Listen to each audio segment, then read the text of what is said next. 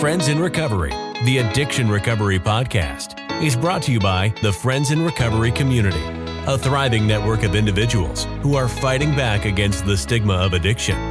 Join our hosts as they speak up about the real issues of addiction, treatment, and recovery. Friends in Recovery, the Addiction Recovery Podcast, is available on Facebook, Podbean, iTunes, and YouTube 24 hours a day, 7 days a week. Now, here are your Friends in Recovery. Welcome back, everybody, to the Friends in Recovery Podcast. I'm your host, Jersey Ed, along with my two lovely co-hosts, Buckeye Bambi and blah, blah, blah, Beth. What's up, ladies? Nothing. But we do have somebody else here, Carl. Yeah. Carl kind of just came on and just wouldn't leave. We got somebody cool this week. We do. Yeah, it's not just us, Carl. Beth, what was the name of your friend that sat down with you last week? What was Anne-Marie. Anne-Marie. I mean, you know what I especially love? Like, she's just schooling Ed the entire time. Oh my God, she was. I'm like, do not give that chick my phone number, man. It was like, no, I don't know what you're talking about. But tell me more. Which I really love the perspective too, because then it like actually helped me to like you kind of approach it like as a newcomer, right? It was kind of interesting. It was really nice. Well, that's Carl from Sober Pod, and he also wrote this book, 366 fucking days sober. He is going to come on and talk a little bit about 366 fucking days sober. He also does a lot for Friends in Recovery. Without Carl, you wouldn't see these beautiful faces. So thank you, Carl. I am the man behind the curtain. He is. He's Oz. Just watch out if there's any lumps in that curtain. That's right. Just beat it down. Yeah. Whoa. Anyways, guys. So if you need to get a hold of us, phone number 800-989-6504. That's for non-emergency numbers. Or let's see, email us at help. No, I always say that, help at Friends. It's not that anymore. It's Friends in Recovery Community at gmail.com. And then each and every one of our emails will be here. Carl, if you need to, you can put your email up there too. I can put my email up there. Who's calling me? There she is, Anne-Marie. Get her on the phone. Anne-Marie. Tell her to call into the show. Yeah, she's calling to the show. She's calling into the show now. That is funny. He's checking up on you. Thank you guys for all that. But before we start and before we read this wonderful book, I want you to listen to this. Are you tired of being called crazy? Have people written you off long ago, but you're still trying to live sober and giving it your best shot? Good news. SoberPod is here to help. The 366 effing days sober daily meditation reader is the book for you. It's not just another self-help book. It was written by a humorous human, if I do say so myself, with a lifetime of experience with addiction and alcoholism who found a way to get and remain sober. In this book, you'll discover feeling good and doing good can go hand in hand. So if you want to make progress, not perfection, grab your copy of 366 effing days sober today and start your own journey. Stay active, stay sober, buy the book, visit soberpod.com. All right, guys, welcome back to the People are not going to know the difference now. They're going to be like, did Carl just take over the podcast and suddenly start talking about his book? Is that what that was you, Carl? Yeah, that was you talking. Very good. You sound very professional, Carl. Thank you very much. No cuss words. I got to ask you a quick question. Why did you change the shit your pants to that commercial? Because of the cuss words. Because I am phasing out my life with cuss words. I can't do it anymore. I just can't. All right. Well, this is what Beth the book is like, about. What are you talking about? That's like that's who you are. No, that's not who I am, Beth. Not who I am. He is not that person anymore. I think didn't we try this in the past, Carl? What? This no cuss words? Yeah. No, not really, not to this degree. So let me just say, I have and I don't even know if you guys have noticed, but it was probably about 2 or 3 months ago. I did a whole episode with no cuss words. What? I know. Yeah. How'd you do that? Amazing, right? Why did you do that? It was absolutely amazing. Wow. Did you edit them out, or Nope, did you just nope. not use them? Edit them out. It's just one bleep tone all the way through. Yeah, it would be. Thank you for listening to SoberPod. Well, so what's the purpose behind that? What is it? Just the The reality is, when that there's that voice that always is in the back of your mind, and it's kind of always there, but you don't really listen to it. And then as you go about your life, you suddenly hear from you hear the universe talking to you through other people. Right. I don't know if you guys ever experience it. And it all seems to happen within like a 2-week span of time. You're like, why is it that I went to a meeting, I cussed my brains out, and afterwards the old timer approached me and said, it sounds great, but boy, could you really just cut back on all those F-bombs? And then, I'm doing a podcast, and for whatever reason, I'm feeling my oats and I'm feeling frisky and squirrely. And then my sponsor said, I listened to that one. I could only listen for about 15, 20 minutes before I had to cut out. Oh, wow. And I was just like, oh yeah. And then, and it's a 2-week period of just those two examples, which there were more examples of that. And then at the end of the day, one of the things we talk about in recovery is that we need to redefine ourselves. We don't always need to hang on to that identity of who we think that we are. And by the way, cussing was part of that identity for me, just like smoking is for people, just like drinking coffee or whatever. For me, I always felt, this is how I justified it. God is utilizing my ability to cuss so well to help other people who also cuss, right? You know what I mean? Like look at him using people. My defects of character in order to help others, right? That's it.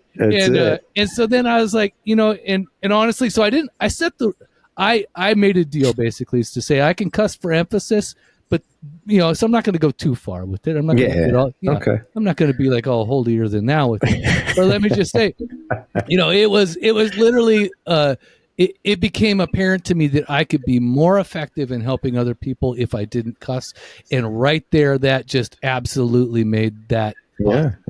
So, well, you even said in like when you first wrote the book, the curse words were kept down, and your writer, your producer said, "We need more curse words in this." Right? Isn't that what he said? Something like that. Was that the story behind the book? It needs more fuck. Fuck it up a little bit. Fuck it up. Come on. And that's why it has with 100%. It has like a little snipe that says now with 100% more fucks given. And so, but let me just say, I am going to, once I feel like I'm in the non-cussing range, I'm going to go back to this book and I'm going to retitle it, and then I'm going to replace all the cuss words with more, creative words and that are not cuss words, and I'm going to re-release it as like the clean version. Get it? The clean. There you go. That's funny. The clean version. Carl, I can help you with that because Oh every my single God! week, Yes, you could. I use your book every week to run my meeting. I pick one that's talking to me, right? Do you edit the cuss words when you in the meeting? Yes. I completely go through it. I can be totally more helpful. That's just another message from the universe about making it more helpful. And it's different. I'm like, what the fuck reading? Oh, I'm sorry. Carl, can you edit that out, Carl? Put a beep in there. You got to put a beep in there. Don't get me started. See, there's people like you that are going to get me started. No. But you can't even you don't even know that it's that book. I'm serious. It's like, I got to be honest, and I know this isn't an interview about the book, but when I read some of this stuff, I'm like, this is really good stuff in here. Seriously. I mean, it's not like Carl you threw it together. Yeah, I know. I'm like, I know this guy. This is not what he writes, but it is. It's a lot of good stuff in here. A lot of good recovery in this book, and a lot of good, just even everyday human being stuff is in here too. If you're listening and you're not in recovery, you should get this book because there's a lot of good stuff in here to kind of direct us and guide us through things. And I think it's to Bambi's point is it's relatable. The reason it's relatable is because it's written by a human. It's not compiled by any AI thing. This is me being very contemplative, very direct, and really kind of like reflecting on the first like 8 years of my sobriety and the journey that the hard fought journey to get to this point. So it was I mean, there's some stuff in here that I don't want to talk about in general, so hopefully it's relatable in that regard too. Yeah. Oh, definitely. No doubt about it. And I know you guys talked about this on your podcast, 2 weeks ago, I think it was, or whenever it was, but I just finally found my first highlighted page from last year. So I think I've hit my year in this book already. I'm like, it must be somewhere around here. I think it was like May is officially like May 15th was officially the year. Yeah. So I think I got something May 23rd, I think is the first time I highlighted something in it. So that's when I must have gotten it. So, I'm still I still want to do the contest. Chelsea says I didn't do it. Oh, by the way, Chelsea's not here for reasons. She is in the hospital. She is doing well, by the way. Yeah. Good. She had, an issue with her pregnancy, and so her baby is officially out and in the NICU, and she is recovering as well. So everything is good.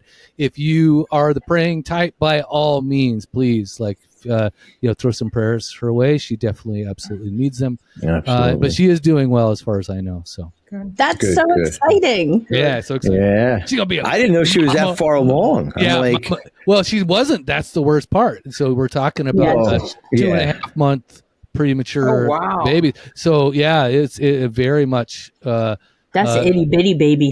Tiny baby. I have puppies bigger than that baby right now. So good. Well, Chelsea, you're in our prayers. We love you, and absolutely. The baby and daddy are in our prayers too. So So we did. I was told Chelsea I was going to have a contest that for every typo that somebody caught, I was going to send them. There's not many in there. Not anymore. There wasn't many in there. So, but, so the book, is 366 effing days sober. I know Carl personally. So when I read some of these stories, I'm like, I know exactly where he was when he wrote that one. Right. I know, cause he shares with me sometimes, and, I share with him my trials and tribulations too. So personally, the book is special to me, and I hope it is I know it is to Bambi and Beth too, but I hope you guys get it. And this is not a plug for the book. Carl does have that Bentley paid off, so don't worry about that. I'm working on a new house. Let's go. He needs a beach house now. I was going to say the beach house. That's exactly where I was going right there. No, but hopefully it'll change some people's lives out of there too. So out reading it too. So anyways, so we also put something out there on our show, on Friends in Recovery show, about if you're listening on SoberPod, go back to last week's show and listen, because anybody who buys 10 books, we're going to give them the 11th. Friends in Recovery is going to buy the book. Well, one of us, Bambi, Beth, or myself, might have to buy it, and then have Carl sign it. And we're going to send it out to you. So if you do buy 10 books or more, just let us know. And we will be more than happy to get a free book out to you with Carl's signature in it. And then use that signature to assume my identity, right? So that you can get, your own Bentley payment. There you go. That's it. Yes. And I'll buy the book, but you got to send me to California to get it signed. To go get it. Yeah, that's it. I'll go right to his house. I only need a week. Trip to Disneyland. That's right. Exactly. Carl won't be home. He's peeking out the blinds. Are they coming? We could do a recorded show like Friends in Recovery meets SoberPod. Like, we're walking down the street, coming off the plane. Right, walking down Carr Street with one of those maps, those Hollywood maps, going like this. It's me picking up Bambi at the airport with that sign. Oh my God. Anyway, so we're gonna read. Carl, do you want to read May 24th? Because it is May 24th. Forgot we were doing stuff here. I thought we were. I know. We were just. What is it today? I think it's the 24th. 24th. Oh my gosh. Okay, so if I start crying, you'll know why. Because this is right. my sponsor. So this is my sponsor of 8 years who passed a year ago. Which, by the way, is a pretty. The reason why I wrote the book in the first place was really to try and capture all the learning, and that this man had gave me, and then also, I didn't want to lose it. You know what I mean? So, by the way, if you haven't figured it out yet, this book is for me as much as it is for everybody else, because it's a selfish book. It's telling me what to do. Sometimes I read it and go like, I wrote this and it's for me today. Right? Like a time traveler. All right. So, May 24th. My sponsor once led a meeting where he decided the topic would be the spiritual malady, and I had no fucking clue what that was. Then the asshole, my sponsor, called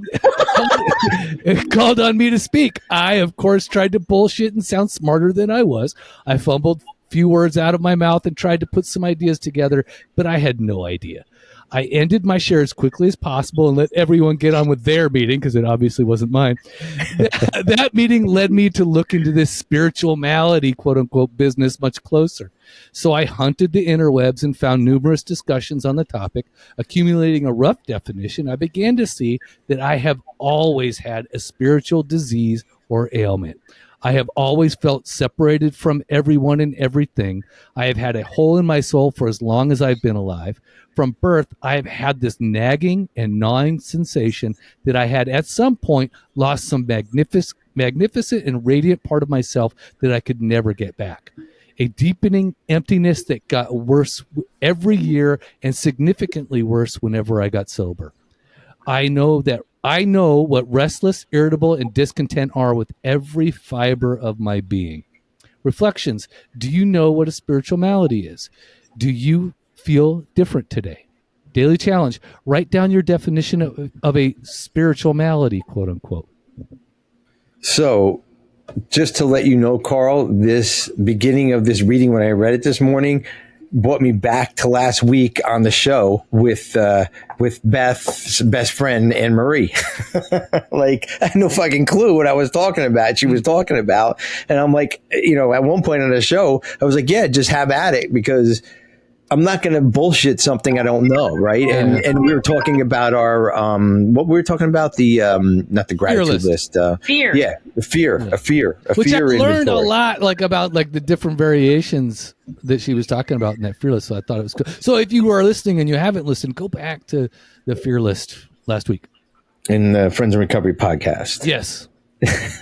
But yeah, so that's kind of what that reminded me, and what everything you're saying in here. So I highlighted, I have a hole in my soul for as long as I was alive. Right. I mean, I think I know that's me too. So that whole reading, that one thing, like, kind of stood out, a hole in my soul. Right. I don't know what a melee is. I'm not sure exactly what it is. I didn't get a chance to look it up, but I know that hole in my soul can come out at any time, right? If I'm not working this program, if I'm not honest, I could have bullshitted everything last week and said, oh yeah, I did 10 times with my sponsor and bullshitted everybody. This program gives me the ability to fit in with everybody else. I don't have to know everything. I don't have to be everything. I don't have to do everything. Right. I can make mistakes. I can fall. I can not have to lead a podcast because it's not what I have. I may not know the topic. And that's exactly what happened last week. I think it was a wonderful podcast. She ended up taking over, Anne Marie, and just really running with it. She did a great job. Yeah. And, you have to know when to step back and not bullshit people, and especially yourself. So that was my thoughts on this reading. And I have to work that into every part of my life. So what's the definition of melee, Carl? Or anybody? Bambi? I don't know where melee is coming from, but illness. What is it? Malady is what we're talking about. Malady, melee. Melee is different. I was like, where did melee come from? I don't know. Malady. I was like, I don't know. I'm this close, right? I don't even know what it means. I don't know how I can pronounce it. It's a spiritual disease or ailment. That's really what it is. It's a spiritual disease. And so, I didn't understand what when I first got into rooms of recovery, they would talk about this spiritual malady. I had no clue. But let me just say, so I had to do all the digging, it's just because I was embarrassed as fuck. My sponsor called on me during a discussion. We were talking about spiritual malady. I was like, "You son of a bitch!" He knew I didn't know. He knew I did not know. And I was 8 months, and I was faking it. I was faking it to the best of my ability. I was faking it. So let me just say. There's this other book that we have, right? And I don't know that book. So in this book. In this book, it's called Alcoholics Anonymous, and if you haven't read, let me just say, you don't need to be a part of the program to understand this. All you really need to do is understand this part, which is on page 52. It talks about really this spiritual disease that we have, and in the middle of the page 52, it says we had to ask ourselves why we shouldn't apply to our human problems this same readiness to change our point of view. And I'm going to do everybody a favor, and I'm going to read this in the present tense and as a personal pronoun here. It says, I am having trouble with personal relationships. I can't control my emotional nature. I am prey to misery and depression. I can't seem to make a living. I have a feeling of uselessness. I am full of fear, and I am unhappy. It says, I can't seem to be of real help to other people. And then they go on to say, was not a basic solution to these bedevilments, and that's really what it is. That's the spiritual disease part. More important than whether we should see newsreels of lunar flight. Of course it was. By the way, this is before they actually got to the moon. But but the thing here is that what it's describing there in the bedevilments, again, that's really the spiritual disease portion of it. That's the spiritual malady. And I've always felt that way.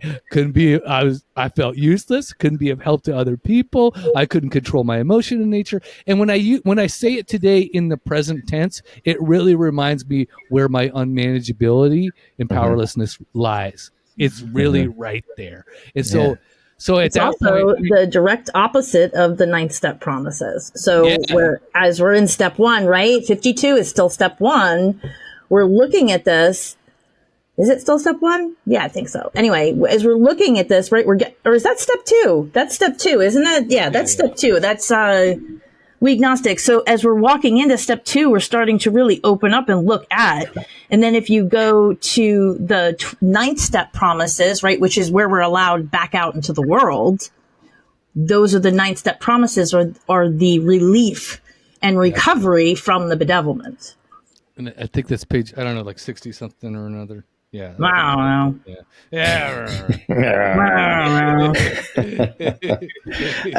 I was going to say something, but I completely forgot. It was about a reading that I read this morning out of this book. It's called Why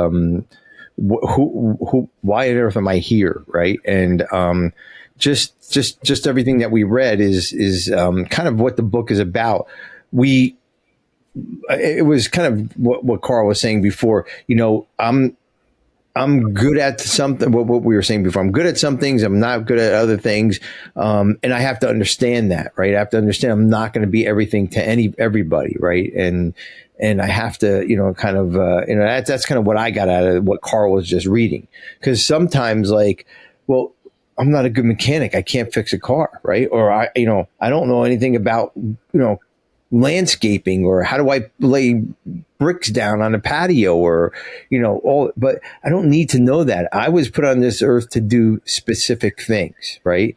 And whatever that is, if it's helping people run or helping people get whatever it is. And same thing with each and every one of us. I don't know how to do the editing. Carl does, right? And that's why he's a big asset to this show. I mean, Carl, you're an ass. But up here in this show, you're way up here to us because we don't know anything about it, right? But in your mind, when you're at home doing it, well, I'll do it while I'm doing 10 other things. It's nothing to me, and so it's just how you look at it, how we're what we can do in life, but here's the main thing is that we share I know all four of us on here share whatever we have to the best of our ability to help whoever we can with whatever skill we have, and sometimes and that reading just kind of brought up feelings to me like, what if somebody wants help with geometry and I can't help them? I feel bad.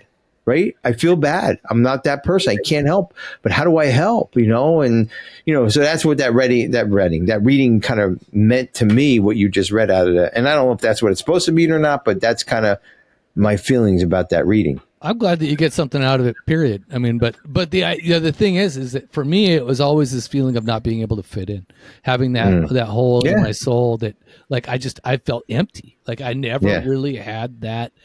I never had purpose. I never had, I never felt like I had value enough to even provide, for just people in general. So, as far as I was concerned, I just might as well not be here, period. That was the idea.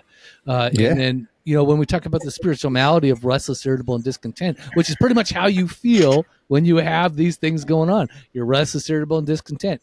And the only thing for me that would fulfill that restless, irritable, discontent feeling was a drink or a drug or sex or shopping or a brand new jacket or a pair of shoes. Or I don't care what it is. The fact is like, as long as it was outside me, that's all that I wanted, because anything inside me was sick. Shit. Yeah. Well, let me ask you this. Does that have, and ladies, you can join in here too. Is that part of your other program, your ACA? Because it is, right? I mean, it's a huge part, because we can't fill that hole in my heart. Is I want to help everybody, right? I want to do everything for everybody. I want to be that person, but we can't be, and I guess that's what ACA teaches us, to not be everything to everybody, right? I mean, do you guys have any kind of thoughts on any of that? What are you asking? Yeah, what are you asking? What's the real question, Ed? What are you trying to get at? Let me just say, somebody just sent me this morning from my ACA group, and I think maybe you'll identify with some of this stuff, because it really gets towards some of that attitude and solution, which is, it says, as you are, is the name of this little poem. It says, you are doing enough. You have achieved enough. You are successful enough. You are worthy enough. Don't let the things you're working on distract you from the things you already are, because no matter where you are right now, you are enough just as you are. Right? I know it sounds like Mr. Rogers, but I'm a big fan of Mr. Rogers. Nothing wrong with Mr. Rogers, man. I think he knew a little bit more than people give credit for. Exactly. Well, that's exactly what I'm talking about. Like, we're enough, whatever that is. If we're a shoemaker, candlestick maker, whatever it is, it's enough. A dad, a mom, or whatever. But that's that, I think, hole in my heart is what I'm saying, is because my mom or dad said, well, you don't know math. And, and I took it hard. Well, I don't know math. I must be a fucking loser. Or you don't know English, or you can't spell. Okay, well, little did she know spell check would come into play. And none of us need to know how to fucking spell. So there you go. I was way ahead of my time on that one. All right.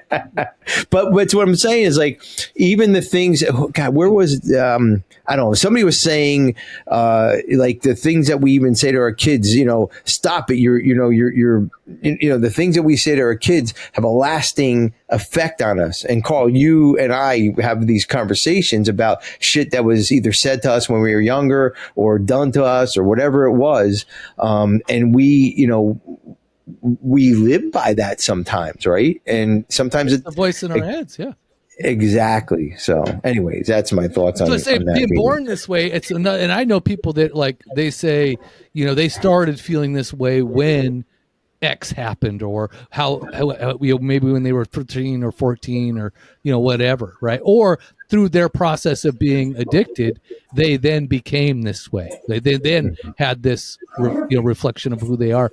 And to me, it always just seemed like that's just who I am. That's just who I was, right from the get-go. So some people develop this sense of restless, irritable, and discontent. Some people are born with it. But the problem is the same, which is, and then again, when we're talking about a spiritual malady, let's get into this. This is This is the result of it. I needed spiritual healing, quote unquote. I have a spiritual sickness, so therefore I need a spiritual healing. And what does that mean is the really big question. So as you define your spiritual sickness, I think it's different for everybody, right? Because I think that the spiritual sickness, the solution is going to be different for everybody, just as much as the sickness is different for everybody. So I think that's why the programs like AA are really good, because what they're really asking you is, where is your point of being broken? Where are you broken at? They're not asking for you to be a believer. They're not asking for you to take on this other religious aspects or become a Catholic or a Buddhist or whatever. What they're really asking you is to say, identify your point of being broken. And then when you do that, you can then start fixing where you would find healing. Yeah. And the healing begins when we identify that, right, and understand it. Some people may never heal, even in recovery. That heal is, my thoughts are, like you said, Carl, right from the day I was born.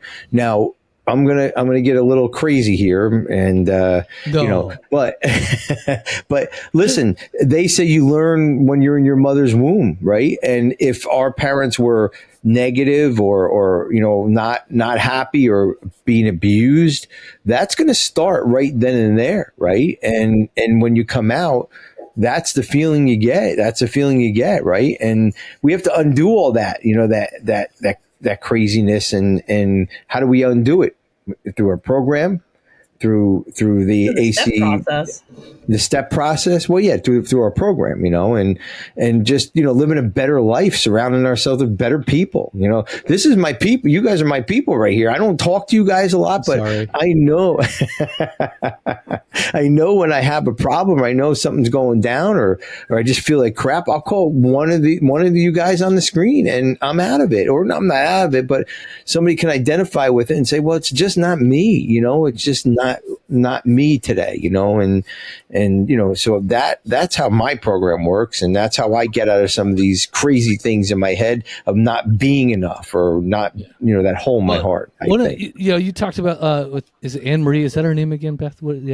Yeah. So she explained it really well in terms of identifying the problem and then talking about the opposites. So there's a lot of that in the 4-step process as well. So when we go through the actual step work and we lay it out, we start to understand that there's yes, if I did X, what is the opposite of that? For instance, if I'm a terrible, son to my mother, right? What is the opposite of that? Well, that's to be a loving son to, and what does that mean? What does that mean to be a loving son? So then I start to look at those things.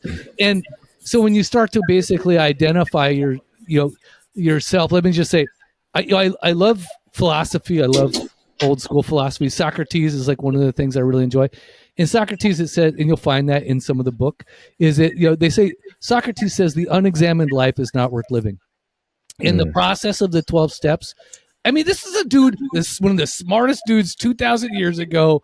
Little short quote says the unexamined life is not worth living. You would think by now that the rest of the world would be like, oh yeah, we got that. Yeah, we should probably examine our lives, right? And but then in the process of the 12 steps, they challenge you. It really does challenge you to look at your life and to put it up for review. And then again, if I'm going to do the review of what Socrates says, so what I'm in that statement, it would tell me that an examined life is then worth living, right? So I go, oh, okay, duh. So to me, that's the idea behind this stuff. So when we walk into this 12-step plan, oh, excuse me, I just hit my mouth. Smashed his nose. When we walk into 12-step plan, we're presented with this challenge about reviewing our life, putting it up for review, looking at it honestly, and then what are we to do with it? And how are we to deal with this stuff? And that's where, again, it challenges you to have a higher power, to walk differently, to carry yourself in a whole new way. And then, again, start acting your way into right thinking, not thinking your way into right acting. This is a program of action, quote unquote. And when you hold these things up for review, it makes you accountable in this really cool way. So, well, the examining your life part is the steps, right? We have to examine our lives through the steps, because we can come in his program, stop drinking, Or therapy, go to meetings or therapy. Yeah. I mean, or, whatever group therapy, it doesn't necessarily have to be the steps. If you find a way to do it that like fits for you, by all means, please go do that. If it means that you meet with somebody once a week as a mentor or a therapist or a counselor or a coach, or I don't care. Read books, right? Whatever it is. I don't care.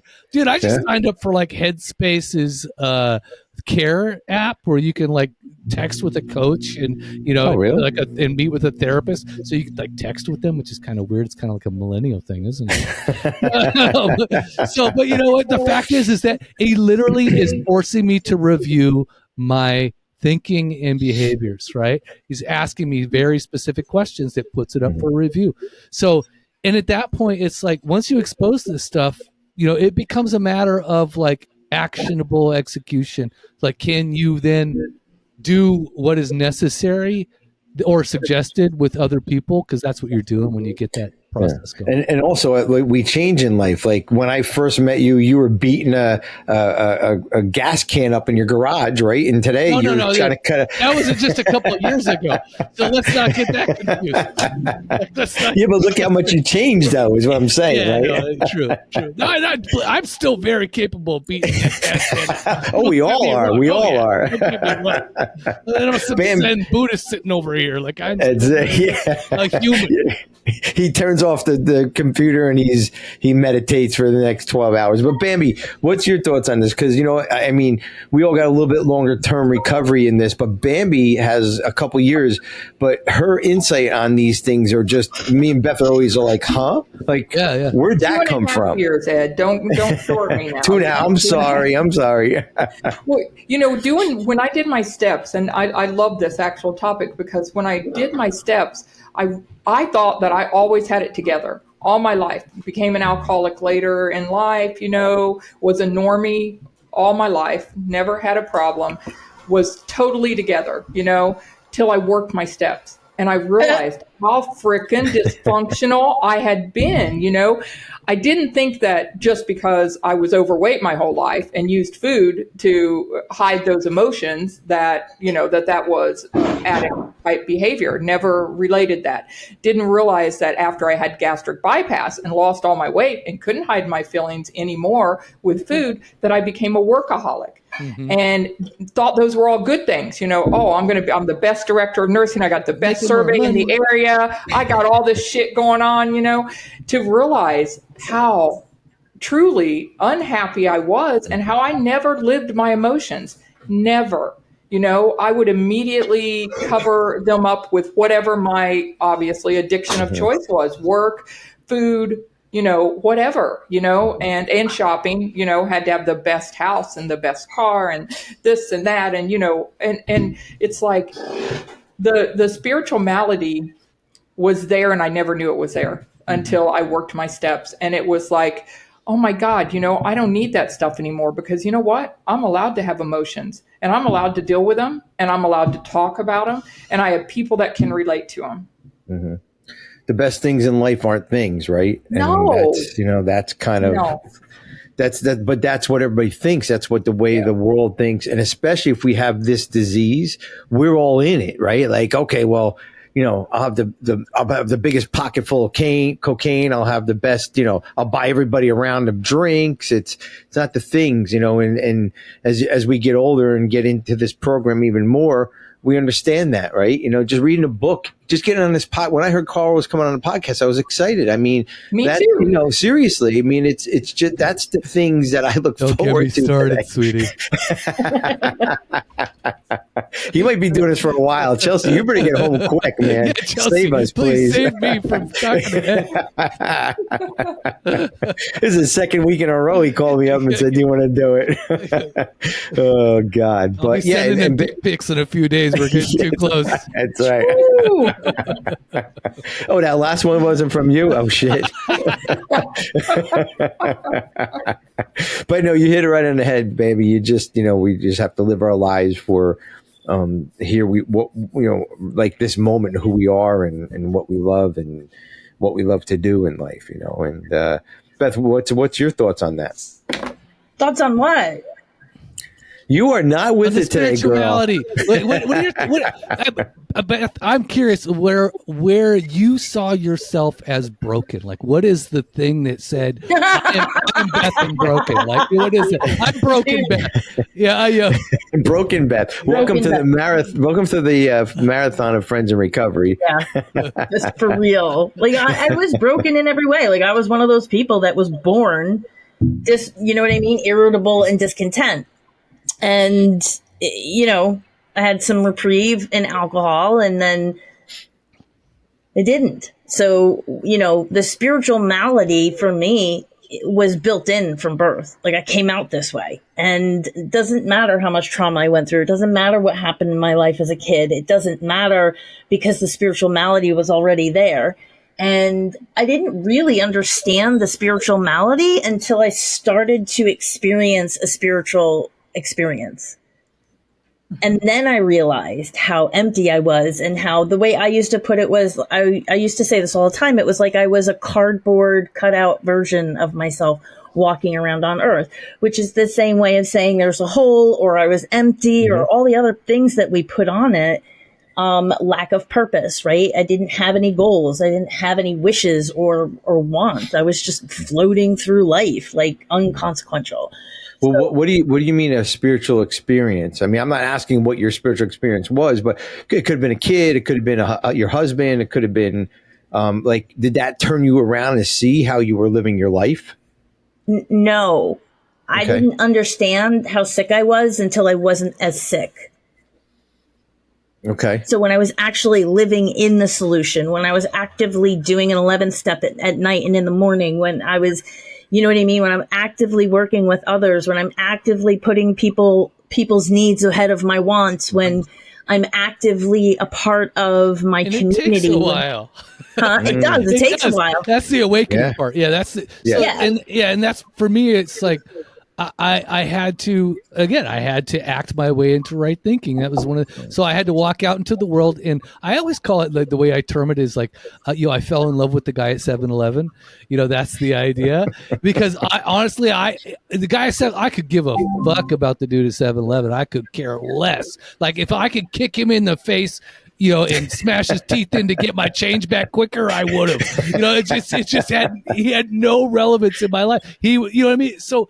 But to me, it's like when I suddenly became like aware that I was impacting people, and that I had the opportunity to participate differently with people in a loving and caring way, that changed my trajectory, and it changed the way I presented in the world.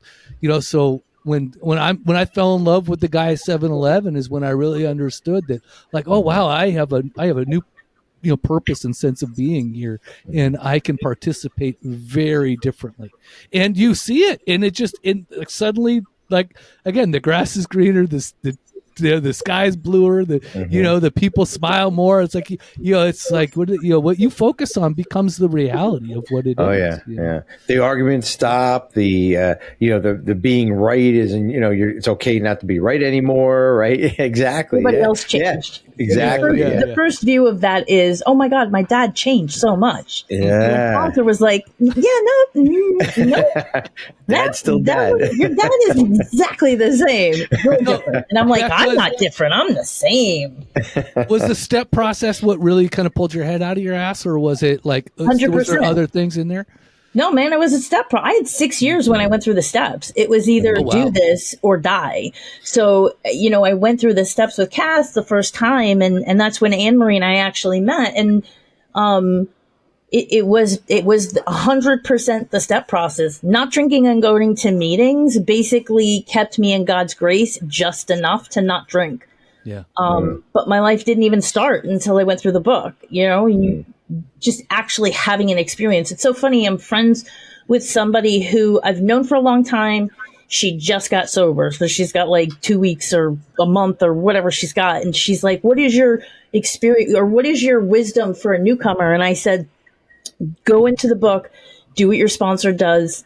Don't get sucked into the cool people in AA. Just go out there and have an actual experience with the instructions, and you will be amazed. Best thing I ever did was I read that book as though because again, I'll read anything with a cynical nature, right?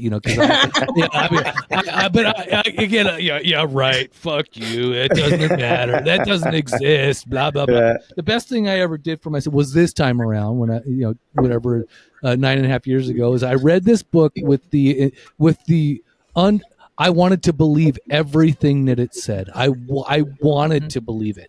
And so, because I ran out of options. So for me, and then that's the other best part is I read the book, thank goodness, at least 164 before I went into meetings again. So I went to a meeting. I'm like, all right, I'm going to get that book, that they all talk about. So I finally read the book after a lifetime of being in and out of the rooms. And then what that gave me is a really solid understanding of what it is that we're trying to do in the room. So I was like, okay, so this is like, I have the overview now. I've read the book. And it also saved me from the cool people in the rooms that didn't know their ass from a hole in the ground and who were not talking about this book. They were like, they're just talking bullshit out their buttholes. And I was just like, you know what? Right. Like, so I knew the people to stay away from it, because if it didn't align with what was going on in the book, I didn't care to listen to it. So so then after the meeting, they were pretty easy to stay away from. My sponsor, right? That's the interesting part. But what's real, right, is that you come into the rooms of Alcoholics Anonymous and you can do the work, but the cool people in AA are really the easier, softer way. And so many people get sucked into going to the diner and playing softball and doing a 90 and 90, which, by the way, is not Alcoholics Anonymous, right? So it's like anybody that tells you to do a 90 and 90, that's not AA. Yeah, I told my first sponsor, I preempted him. I've said, I have a family, I have work, I'm not doing 90 and 90. I don't care what you say. And he was just like, okay. It's like, but it's like, I sponsored a girl. The first time I sponsored a girl was before I had kids.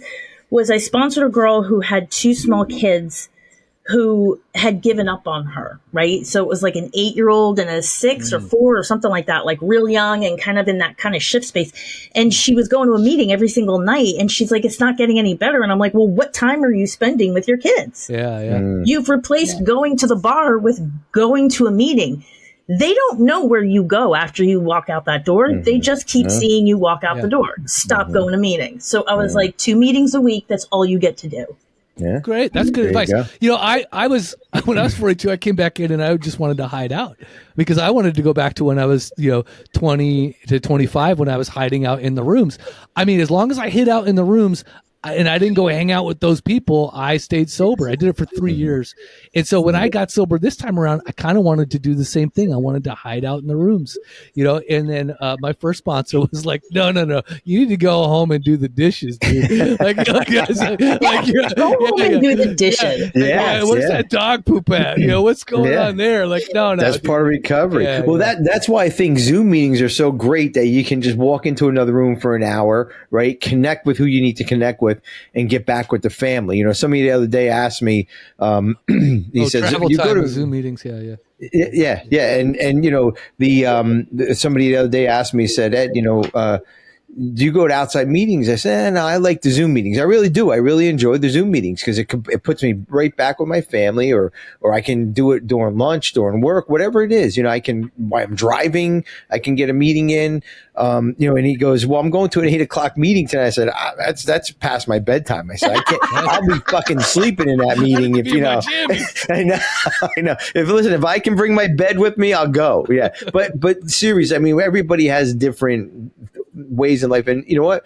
You guys are right. The kids don't know what happens when you walk out that door. If you're going to a meeting, if you're going to the bar, if you're going to get drugs, they don't know. Yeah. Right. And it's what happens when you come back in the door, though, But I think Beth's point is that doing the work will give you the foundation. Will give you actual recovery. It won't give you relief, right? Doing the recovery, you get into inventory, you get into that fear inventory, resentment inventory, you get into that shit, you feel like shit. Because you're writing it out. You're looking, you're like, damn, I am so fucking selfish. Don't do it. Holy shit, dude. It's a lot, right? But you know what I mean? So, but what you're getting is recovery, right? And I think that myself included, people get caught up in the relief that we feel when we meet with each other. There is definitely relief when we spend time with each other, which is, I mean, the three of us have had this conversation multiple times. Like, we all piss and moan about getting on the podcast. We got to do the podcast, right? And as soon as we get on, we're all like loving each other. Yeah. It's so great to see you. It's so great to connect. So it's like, this is relief. This is not recovery, right? Recovery is between me and God. And it's got to be an actual experience that I'm having, whether it's the writing, whether it's the praying, whether it's the being of service, whether it's the... And also, for the prickly ones out there, it's a God of your understanding, right? So, which is, for me, I couldn't hear that when I first got in. I was like, if I heard that stuff, I was like, I don't want to hear. I don't want to hear you talk about God. Nothing. Like, I'm out. Like, and I think I'm good with it. You know. And what's interesting for me, right, is that it's literally talked about in every single meeting, and every single time we read the preamble, it says that we've placed ourselves beyond human aid. So anybody that is an atheist, like, if they can't grasp a power greater than themselves, right? For me, it was the group of drunks, right? GOT, group of drunks. That's the whole philosophy of the 12-step program. It's just not you. It's not you. Period. Like, it can't be you anymore. Power greater than yourself. Well, right? well, Anne-Marie explained it perfectly last week when I said, I have to follow the schedule for my running. She goes, your higher power in your running is your schedule, right? Because I mean, that just kind of like blew my mind when she said that it could be anything. Like, it could be Ed's looking at his notebook and praying to his notebook, praying the calendar. He's on Google Calendar, like, praying. Well, I got my calendar over here for you guys can see. I live by that thing. So, dear God. But yes, exactly. My God. No.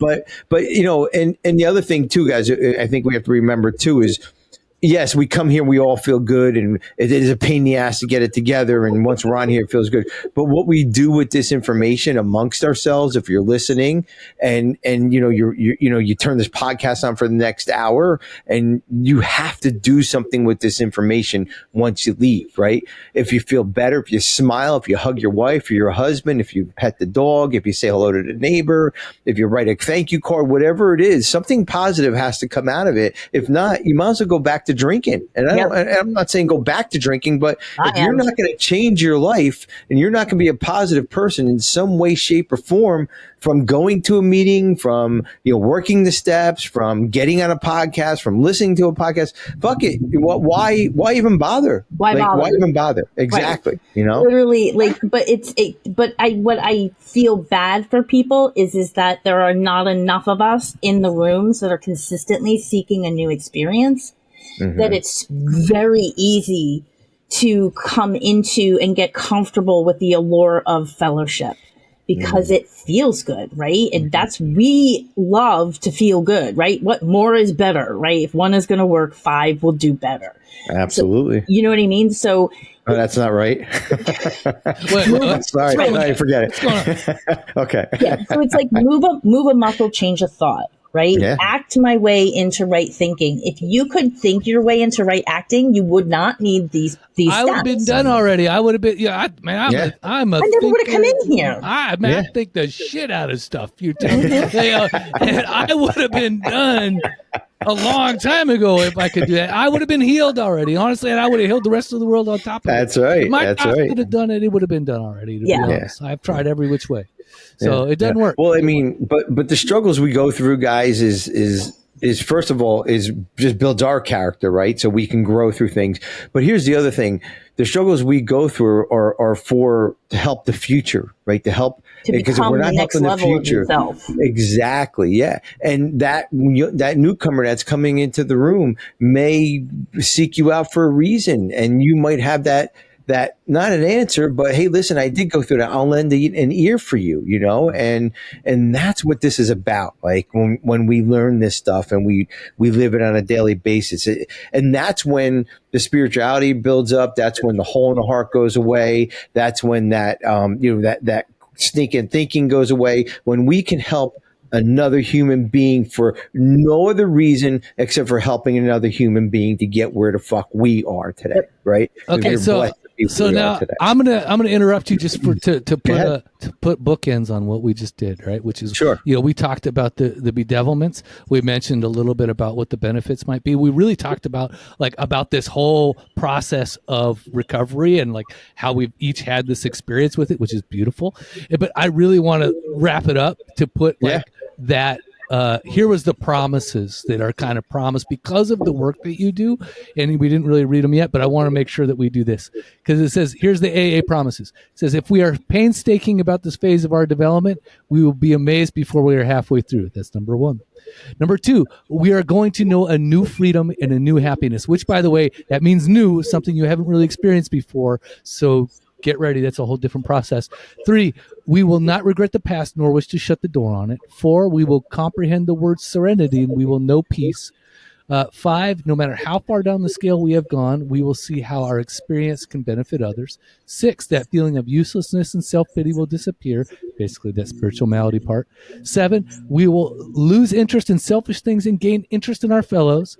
8, self-seeking will slip away. 9, our whole attitude and outlook upon life will change. 10, fear of people and of economic insecurity, not necessarily economic struggles, but economic insecurity will leave us, the fear of it.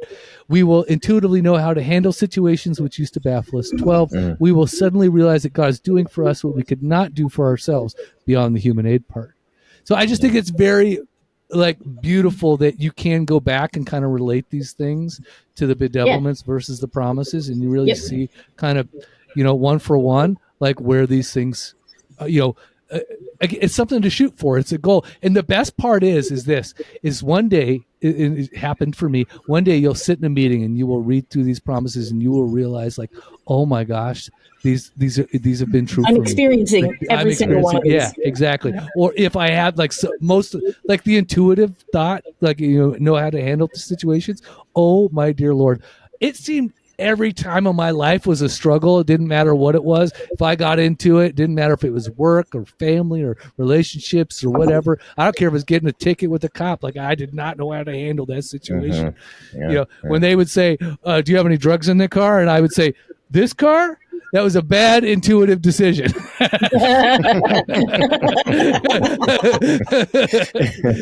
Not this one. Right? I just show a little cleavage. Well, I wish I could. I Me try. too. All my selfies are really up here. Trying to get down. Oh my God! Well, guys, I think we covered a lot, and we can go into a whole new topic on what you just read. A whole new show, and maybe if you need another show for next week, maybe you're welcome back. We'll talk about maybe it'll come up in the book. Isn't that amazing? How much topic comes out of just that one page. Yeah, I know. Well, guys, Carl, thank you for joining us. Bambi and Beth, it's always a pleasure. I always feel much better, and the world is a much better place when I leave here. And not so much that Carl's gonna be on here. I'm gonna tell a couple of people to go fuck themselves today. No, I'm kidding. I give you my permission to go tell thank people. You, Carl. No. But I thank you guys for emphasis doing is this. Really good. Still, that's it. I'll remember that. So you know what we say around here, guys. Stay sober. This concludes this episode of Friends in Recovery, the Addiction Recovery Podcast. Follow us on Facebook for past shows and updates, and enjoy free access to twice daily support meetings. Friends in Recovery, the Addiction Recovery Podcast, is available on Facebook, Podbean, iTunes, and YouTube 24 hours a day, 7 days a week.